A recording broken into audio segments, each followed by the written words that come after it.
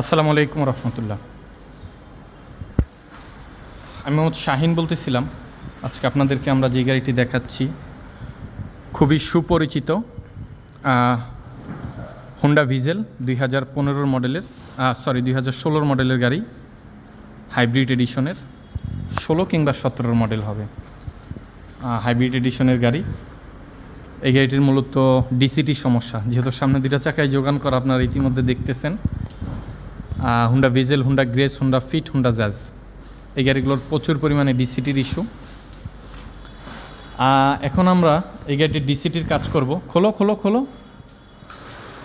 তো গাড়িটি এমনি যথেষ্ট পরিমাণে ফ্রেশ এবং খুবই আনটাচ বললেও চলে। খুবই যত্নের সাথে চালানো হচ্ছে। বিগত আজকে 4-5 বছর চালাইছে মোটামুটি 16 মডেল। 16 মডেল যাই চালাইছে, ভিতর থেকে কিন্তু দেখেন ইয়ার স্মেলটা এখনও আছে। অরিজিনাল যেই একটা গাড়ি ইউজ কম হয়, যাই হোক।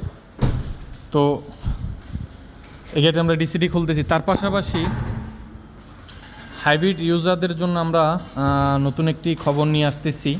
আমরা এই গাড়িগুলোর মাইলেজ আপ করার জন্য, সাধারণত আমরা জানি যে এই হাইব্রিড গাড়িগুলোর মাইলেজ আহামরি পাওয়া যায় না। যেরকম ধরেন এই গাড়িটা হয়তো বা মাইলেজ পায় পার লিটার সম্ভবত 12 থেকে 15, ম্যাক্সিমাম সর্বোচ্চ 15 পায় সিটিতে। তো আমরা সিটি মাইলেজগুলো এটার আপ করতেছি। আপ বলতে আমরা একটা টেকনোলজি নিয়ে আসতেছি, সেটা এখনই বলতেছি না। হয়তো বা ওই টেকনোলজির দ্বারা আপনি এই গাড়িগুলোর মাইলেজ আপনি ধরেন, শুধু এটা হুন্ডা ভিজেলের ক্ষেত্রে না, হুন্ডা ভিজেল, নিশান এক্সটেল, টয়োটার ভিতরে হাইব্রিড এডিশনের যে গাড়িগুলো আছে প্রত্যেকটা গাড়ির জন্য আমরা কাজ করতেছি। ওটাতে হয়তো আপনার মাইলেজটা চলে আসবে আনুমানিক ধরে রাখেন সিটিতে আপনার 70+। 70+ মাইলেজ, 50 থেকে 70+ আসবে মাইলেজ সিটিতে। তো এটা যদি একটা টেকনোলজি এবং কনভার্সন সিস্টেম, ওইটা আমরা যখন লঞ্চ করবো আমরা আপনাদেরকে ইনশাআল্লাহ তাআলা আপডেট দিব এবং আপনাদেরকে জানানোর চেষ্টা করব। তো আমরা এই গাড়িটার এখন ডিসিটি খুলবো এবং এই গাড়িটার এই ফার্স্ট টাইম ডিসিটি খুলতেছি আমরা। খুবই স্মুথলি যত্নের সাথে খুলো ইনশাআল্লাহ তাআলা। আমরা এই প্রথমবার খুলতেছি। বিগত সময় আর খোলার প্রয়োজন হয়নি কিংবা খোলা লাগে নেই, খোলাও হয়নি। তো যে জিনিসটা হলো, আমরা সাধারণত কাজকামগুলো এইভাবেই করে থাকি কম আর বেশি। যেরকম গাড়ির কাস্টমার নাই, উনি অফিসে চলে গেছে আর ড্রাইভার আছে। তো সাধারণত আমরা এরকম কাজগুলো করে থাকি খুবই বিশ্বাসের সাথে এবং রিলায়েবল। এবং আপনি খুবই, আমরা যেই warranty terms of condition refer করি কাস্টমারদেরকে, এরকম আমার মনে হয় না যে আসলে বাংলাদেশে আর কয়জন করে। এটা আমার জানা নাই, কিংবা হয়তো বা করলেও করতে পারে অনেকে। ইনি হলেন এই গাড়ির পাইলট। তো যাই হোক, উনিও যথেষ্ট পরিশ্রম করতেছে এবং আমাদেরকে হেল্প করতেছে, সহযোগিতা করতেছে। আসলে গাড়িটা দিন শেষে ওনার হাতেই থাকে এবং যত্নটা উনিই করে। একটা গাড়ির যদি আপনার ড্রাইভার যত্নশীল হয়, ওই গাড়িটা আপনি যতদিনই চালান গাড়ি আসলে আহামরি কোনো ক্ষয়ক্ষতিও আসে না এবং পুরানো হয় না।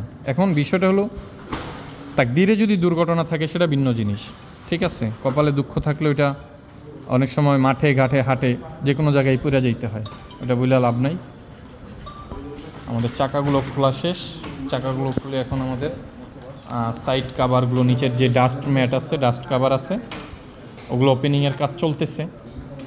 তো এই ভিডিওটা এই জন্যই করা, আপনাদেরকে এটা ফার্স্ট ভিডিও। ইনশাআল্লাহ তাআলা হয়তো স্টেপ বাই স্টেপ আমরা নেক্সট ভিডিওটা হয়তো বা গিয়ারবক্স খোলার মুহূর্তের ভিডিও হইতে পারে, কিংবা খুলে ভিডিও করতে পারি। আর থার্ড ভিডিও হয়তো বা টেস্ট ড্রাইভ কিংবা ফিটিংয়ের পরে ফোর্থ ভিডিও করতে পারি, এভাবেই হতে পারে। তো যাই হোক, সকলে ভালো থাকবেন, সুস্থ থাকবেন এবং সকলের জন্য দোয়া রাখবেন ইনশাআল্লাহ তাআলা। আসলে দেশের জন্য, জাতির জন্য, মুসলিম উম্মার জন্য খাস করে দোয়া করবেন।